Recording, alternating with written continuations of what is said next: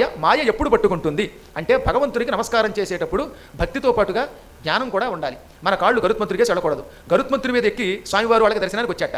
రాగానే గరుత్మంతుడి నుంచి దిగి ఎదురుగుండా నిలబడగానే పాపం గరుత్మంతుడు వాళ్ళు మాట్లాడుకుంటారు, వెనక్కి వెళ్ళాడు. వీళ్ళు ఏం చేశారు, ఈయన కనబడగానే తన్మయత్వంతో అమాంతంగా సాష్టాంగ పడ్డారు. పడగానే వాళ్ళ కాళ్ళు వెళ్ళి గరుత్మంతుడికే తగిలాయి. వీళ్ళ కాలి దుమ్ము ఆయన మీద పడింది. దాంతో వాళ్ళకి మాయ పట్టుకుంది. ఆ మాయ ఇన్ని కష్టాలు తెచ్చిపెట్టింది. అయినా పర్వాలేదు అనుకోండి, స్వామి కటాక్షం ఉంది కాబట్టి బతికిపోయాం. ఇప్పుడు మీరు కూడా చేయవలసిన పని అదే. గురువుగారు కనబడ్డారు కదా, గుళ్ళో డామని పడిపోయారు అనుకోండి, మీ కాళ్ళు వరకత నందీశ్వరుడు తగిలితే అప్పుడు యోగమాయ పట్టుకుంటుంది. అది ఎంత ప్రమాదం. ఇక్కడ బృహస్పతి మంత్రశాస్త్రంలో చెప్పిన మాట అదే పార్వతికి పరమేశ్వరుడు చెప్పాడు.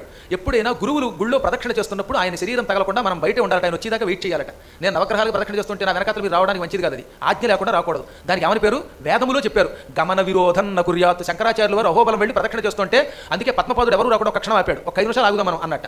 గమన విరోధం అంటే గురువుని దాటి వెళ్ళడం, గురువు వెనకాతలు మనం ధూళిపడ్డం. అందుకని గురువు యొక్క ఆజ్ఞ లేకుండా గురువు ఏదైనా అర్చన చేస్తున్నప్పుడు లేక గురువు గారు ఎక్కడైనా ఉన్నప్పుడు టక్కన ఆయనతో సమానంగా వెళ్ళకూడదు. ఇది పరమదోషము, బయటే ఉండాలి. అలాగే ఎక్కడైనా ఆలయాలకు వెళ్ళేటప్పుడు సాష్టాంగ పడేటప్పుడు అక్కడ గురువు గారు ఉంటే గురువు గారికేసి కాళ్ళు పెట్టకూడదు. నందీశ్వరుడికేసి, గరుత్మంతుడికేసి, ఇంకేదైనా ధ్వజస్తంభం ఉంటే ఆ ధ్వజస్తంభం కేసి, అమ్మవారి గుళ్ళో సింహవాహనం ఉంటే అటుకేసి, గణపతి గుళ్ళో మోషక వాహనం ఉంటే మోషకం కేసి మన కాళ్ళు వెళ్ళేలాగా సాష్టాంగ పడరాదు. అందుకని గర్భాలయంలో కొన్ని చోట్ల వెనక గరుత్మంతుడు ఉన్నాడు, ఆంజనేయుడు ఉన్నాడు, సాష్టాంగ పడద్దు బాబు అన్నారు. ఆలయం బయట పడండి, ధ్వజస్తంభం బయట సాష్టాంగ నష్టంలా, అది చాలా పుణ్యం. లోపల పడకూడదు. అలాగే లోపల ఆత్మ ప్రదక్షిణ అంటే మీ చుట్టూ తిరుగుతున్నారు. గుళ్ళో మన చుట్టూ తిరగడం కంటే దోషం మరొకటి లేదు. మన పుణ్యం అలా పోతుంది, అందువల్ల కొన్ని ఇబ్బందులు పడుతున్నాం. గుడిలో ఎప్పుడు కూడా చుట్టూ తిరగాలి.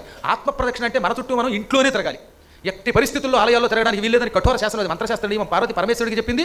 అదే దానిని మనకి బృహస్పతుల వారు మంత్రశాస్త్రంలో చెప్పారు. ఇవన్నీ మంత్రశాస్త్రాలన్నీ మనం కష్టపడి చదువుకుని బయటికి తీసుకురావాలి. అప్పుడు వాటి వల్ల ఫలితం వస్తుంది, లేకపోతే ప్రమాదం వస్తుంది, కొన్ని లాభాలు పోతాయి. ఇప్పుడు ఇక్కడ ఏమన్నాడు స్వామివారు, నేను మీకు ప్రత్యక్షమయ్యాను, అద్భుతమైన దివ్యమంగళ విగ్రహంతో ప్రత్యక్షమయ్యాను. ప్రత్యక్షం కాగానే మీరేం చేశారు, తొందరపాట్లో వెనకున్న గరుత్మంతుడిని గమనించలేదు, సాష్టాంగపడారు. ఆ చిన్న దోషం వల్ల మిమ్మల్ని నా మాయ పాయని చిత్తంబున అని వచనంలో చెప్పారు పోతన గారు. మాయ పట్టుకుంది. మాయ పట్టుకుంటే ఏమవుతుంది, వాళ్ళు ఏమైనా తపస్సు చేశారు, మోక్షం కావాలని.